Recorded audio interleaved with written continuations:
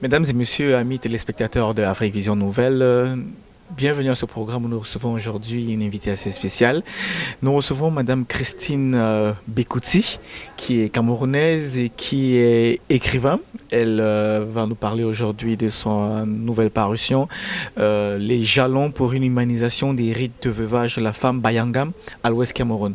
Alors, avant d'entrer dans le vif du sujet, je vais vous permettre, Madame Christine Bekouti, d'avoir vous souhaiter la bienvenue à New York et ensuite vous demander de vous présenter auprès des téléspectateurs. Merci Junior, merci de me donner cette opportunité. Je suis heureuse et honorée de faire votre connaissance et ensuite votre chaîne. Voilà, comme vous l'avez dit tantôt, je suis Christine Bekouti. Et voilà, de dame, le nom de jeune fille c'est Nempe Timnou. Donc mes parents m'ont appelé Nempe Timnou et par alliance je suis Christine Bekouti. Voilà. Et je suis directrice d'école, enseignante au Cameroun, directrice de l'école publique de Daïdo, la plus vieille école du Cameroun. Voilà. Et voilà. Permettez-moi déjà de vous féliciter d'avoir fait le voyage de New York City parce que nous savons très bien qu'il n'est pas facile pour une enseignante au niveau du Cameroun de se déplacer pour New York City dans le cadre des activités marquant la commission sur le statut de la femme à New York. Donc voilà, nous voulons déjà vous féliciter pour l'effort que vous avez fait d'être ici. Et permettez-moi comme ça de vous demander de nous parler un peu aux téléspectateurs de votre parcours professionnel en deux mots. J'ai vu là que vous êtes IPEG, classe exceptionnelle. Instituteur principal de l'enseignement Général. classe exceptionnelle. Très bien. Et comment vous partez de là pour écrivain? Tout à fait. Je suis institutrice de formation. Et bon, après 35 ans de service, c'était déjà de la monotonie. Il fallait avancer un tout petit peu parce que qui cesse d'apprendre doit cesser d'enseigner. Voilà, j'ai choisi comme ça d'aller m'inscrire en sciences religieuses immédiatement après le décès de mon époux. Voilà, après avoir vécu à distance les rites de veuvage, je dis bien à distance les rites de veuvage, j'ai choisi d'aller m'inscrire dans une école cathédrale de théologie pour les laïcs à Douala. C'est comme ça que je pars 3 ans après ma formation dans cette école. J'entre à l'université catholique Saint-Jérôme de Douala. Et au terme de mon cycle théologique, j'ai l'obligation d'écrire un mémoire pour obtenir une licence en sciences religieuses. Le thème du mémoire que j'ai choisi, bien sûr, de façon passionnée, parce que la rupture a été assez difficile, j'ai choisi d'écrire sur les rites de veuvage féminin. Donc, au départ, le thème du mémoire, c'est un mémoire, c'est christianiser les rites de veuvage féminin. Je suis dirigée par André-Marie Kenyel, abbé docteur. Et lorsque je décide de rédiger ce document, j'en parle à Monseigneur Dieudonné Ouatcho qui n'hésite pas à me dire vas-y, peut-être qu'un jour ça sauvera la femme. Voilà.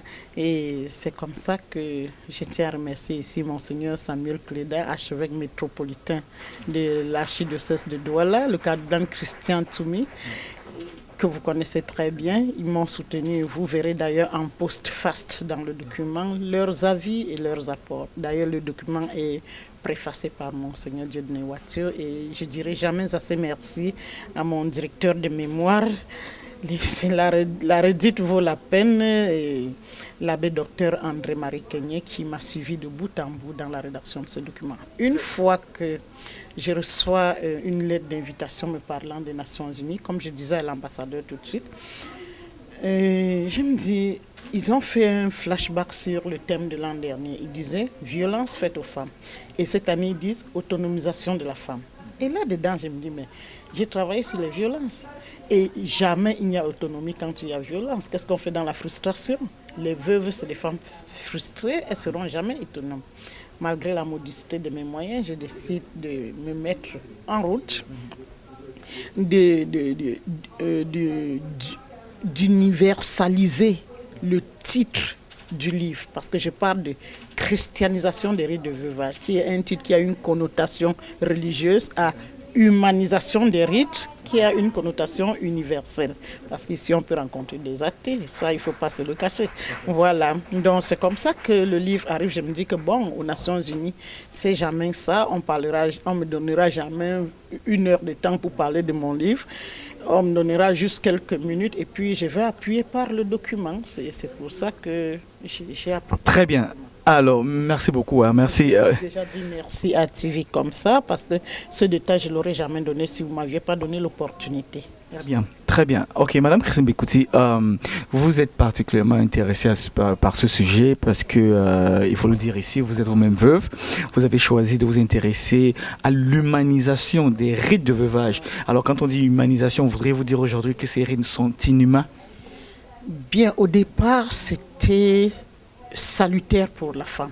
Au départ, dans la culture ancestrale, c'était bien. C'était une question de réintégration de la veuve. Et ça, c'était appréciable. De nos jours, ces rites ont perdu leur originalité. Et des personnes véreuses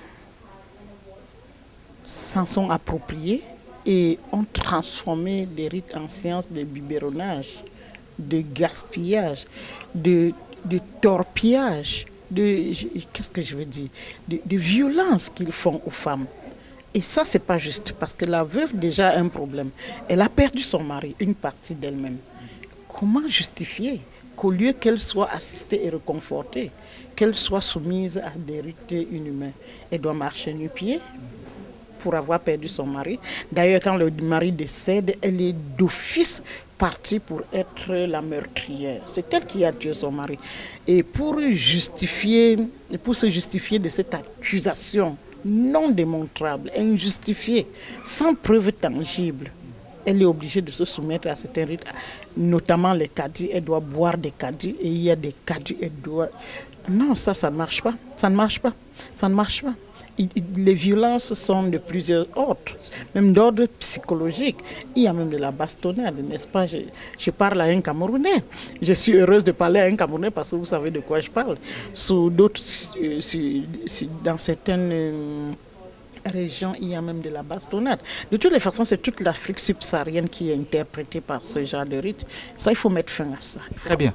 Alors, donc là, vous avez produit un ouvrage qui vous dit il est en 3 temps. Alors, parlez-nous un peu du contenu, vraiment des 3 parties de votre ouvrage aujourd'hui. L'ouvrage est divisé en 3 parties suffisamment distinctes. La première partie, c'est la partie anthropologique. Il s'agit là de la description du rite, tel que ça se faisait, tel que ça se fait dans certains lieux, parce qu'il faut être quand même honnête, il y a certaines personnes de bonne volonté qui commencent à mettre progressivement fin au rite inhumain, mais ça se fait encore pour certains. Donc la première partie, c'est la description du rite. La deuxième partie, c'est un regard critique. Nous regardons le rite, nous soulignons en règle d'or ce qu'il y a d'inhumain. Et ça, c'est très, très important. Et bon, ce qui est acceptable, on l'accepte parce qu'il ne peut pas être complètement négatif. Et la troisième partie du document, c'est des propositions de stratégie pour humaniser ces rites, pour mettre la femme debout. Et c'est à peu près, je ne vous arrache pas la question, c'est cette troisième partie qui est mon objectif à atteindre ici. Par votre présence ici aux Nations Unies, voilà, durant cette période-ci. Alors, on va chuter par là en vous disant exactement qu'est-ce que vous attendez. Vous avez certainement eu la parole, à prendre la parole ici devant des partenaires au développement, d'autres organisations, des acteurs voilà, au sein des Nations Unies. Alors, quel est le message que vous leur avez porté ? Quelle est la stratégie à mettre sur pied pour partir des pratiques actuelles à une transformation réelle des rites qui sont effectués tels que vous le prescrivez dans votre ouvrage? Stratégie, oui. Je considère pas les Nations Unies, c'est le siège par excellence des institutions. J'ai donc cru, et j'y crois encore, que c'est le lieu par excellence pour dénoncer ces faits. Ensuite, inviter, exhorter, supplier au besoin tous les législateurs de se mettre debout. S'il y a charte internationale des droits de l'homme, des droits de l'enfant, pourquoi est-ce qu'il n'y en aurait pas pour les droits de la veuve? Que l'on prenne des décisions fermes pour institutionnaliser le rite. J'ai rien contre la culture. Dire clairement en quoi consistent les rites de veuvage, bien sûr en respectant les spécificités culturelles. Voilà. Et ensuite, codifier. Et comme ça, mettre hors d'état de nuit tous ces petites personnes, les petites gentes qui viennent se venger, parce qu'il y a de la vengeance dans cette histoire. Il y a de la vengeance. Alors, de manière concrète, qu'est-ce que vous pensez que les Nations Unies peuvent faire? Si. Il suffit d'ouvrir une enquête, comme toute...